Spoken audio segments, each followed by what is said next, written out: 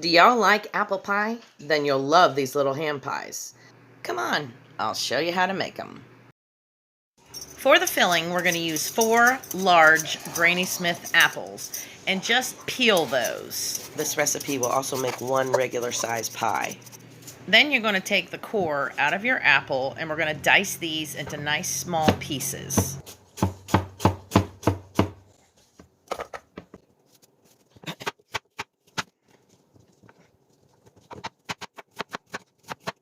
Then you're going to get some lemon juice and just pour a little bit of that over your sliced apples and give those a toss in the lemon juice. Then you're going to add 1 cup of white sugar, 1/3 cup of brown sugar, and I'm going to guess about 3 tablespoons of cinnamon.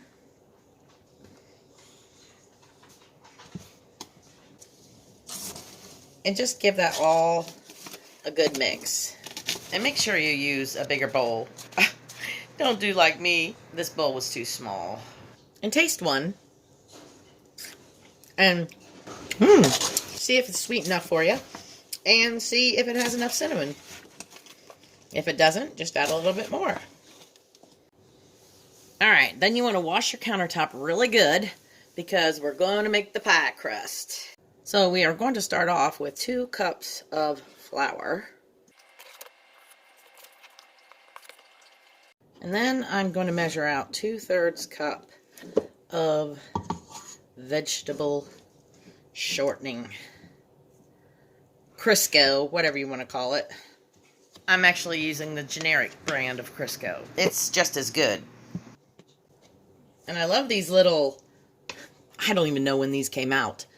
But all you do is pack it down in there, and then you push the bottom up, and it comes right out. Then we're going to take our thingy-majigger, and you're just going to work that Crisco into your flour. If you don't have one of these, you can use a fork, or you can use your fingers. But just work all that shortening into your flour. Oh my gosh, I almost forgot. This also calls for 1 teaspoon of salt. Why don't I just freak out about it? Jeez.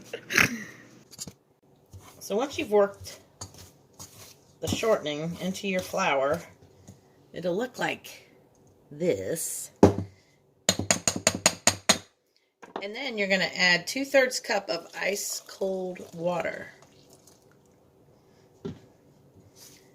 And give that a stir till it all comes together. Once you've mixed it as good as you can with your spoon, then start working it with your hand. Sometimes you have to add a little bit more water, which this needs a little more water so it can stick together better. Stick together better. Just pour in a little bit, like a tablespoon. Not even a tablespoon, because it doesn't take much. So just keep working that so you get everything combined and your dough is nice and smooth. I like the way you work it. So I've been kneading this dough for a little bit, not too much. You don't want to overwork it. Just till it's nice and soft and smooth. And I'm going to wrap this in some saran wrap, and I'm going to stick it in the refrigerator and let it rest for about 30 minutes. Floured my counter so that the dough won't stick. Put a little bit on the top so it won't stick to the rolling pin.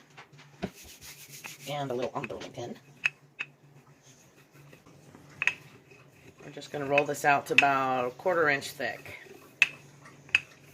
So this might seem kind of funny, but I'm using a Tupperware bowl to cut out big circles for these ham pies.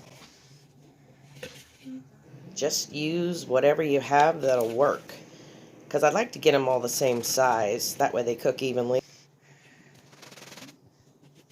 So I've got the dough laid out on the cookie sheet that's been lined with parchment paper, putting a little bit of filling in, and I'm just folding it over, pressing the sides down. Then I'm going to take a fork and crimp all the way around the edges so that all the filling will stay in.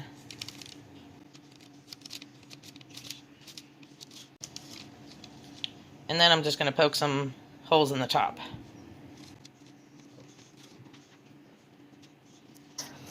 Now we're just brushing it with a little bit of milk. And we're going to sprinkle it with a little bit of sugar.